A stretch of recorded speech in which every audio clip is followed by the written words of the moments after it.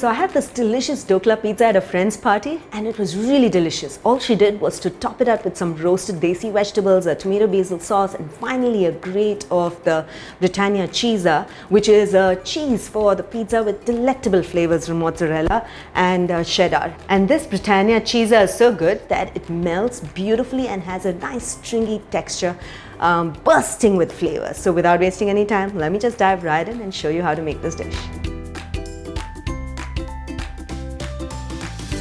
So the first thing I'm going to do is to make the dhokla, and this is not the common dhokla batter which is really popularly known. This is the Khatta Dhokla batter, which is made from rice, urad dal and chana dal, soaked for about few hours and then ground along with some green chilies, dahi, and then fermented overnight. And then you have the Khatta Dhokla batter, very traditional in most Gujarati homes. So to this I'm going to be adding in a few ingredients which is going to add to the health of the pizza, and that is going to be some grated carrots, which I have, and I'm going to add in some green chilies, which is going to add to the nice chatpata and spicy taste of the pizza, and some chopped mint leaves as well.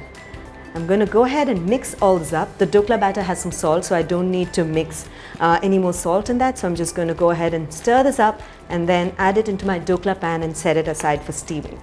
Great, so now I'm going to go ahead and get my dhokla pan and then we'll add it to that. So I have a greased dhokla pan here, and to this I'm just going to add in a thin layer of the dhokla.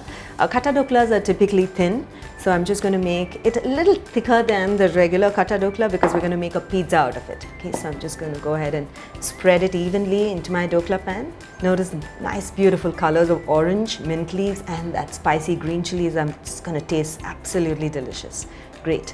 So now that I've leveled it, I'm going to put it in my steamer and steam it for about good 10 minutes. So while my dhokla is steaming, I'm going to make the roasted vegetable topping. So into my preheated pan, I'm going to go ahead and drizzle some oil. I'm going to roast the onions and capsicum for the pizza because they bring in a really delicious taste when you actually roast the vegetables and add it as a topping for the pizza. Okay, so this will take about 4 to 5 minutes on low heat, so it becomes nicely caramelized and brown, and so we'll allow it to cook on low to medium heat until we get a delicious roasted vegetable. Okay.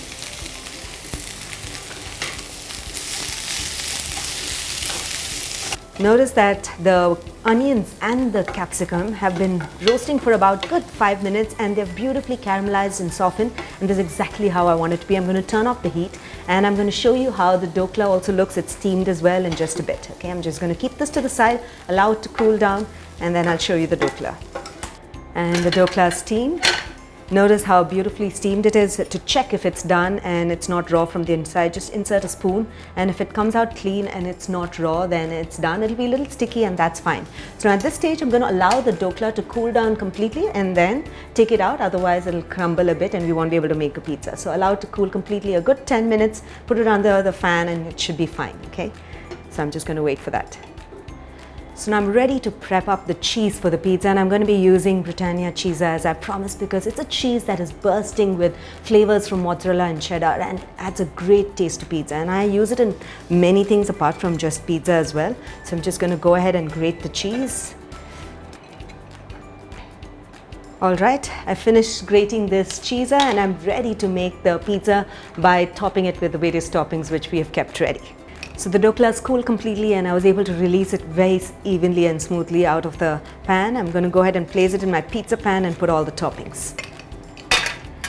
Okay, so now for the toppings, the first thing is to smear the tomato basil sauce, and I'm just going to go ahead and add the tomato basil sauce on top of the pizza and spread it evenly. It's a fusion between the Italian and the Indian flavors, so it's a fusion pizza and believe me, it tastes really, really nice. Okay, great. Then I'm going to spread in the roasted onion and capsicum which we did a little while ago. And finally some sweet corn. This is the steamed sweet corn and black olives. And finally I'm going to spread the Britannia cheese on the top. And that's it. So now I'm ready to put it in the oven and bake it for about 5 to 10 minutes max. It depends from oven to oven, and which is preheated at about 220 to 240 degrees centigrade. So let me just put it in the oven.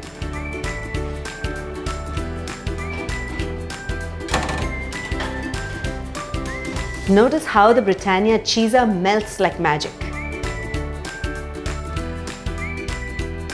All right, the pizza is now ready and I'm going to give it a cut with a pizza cutter and then take a bite.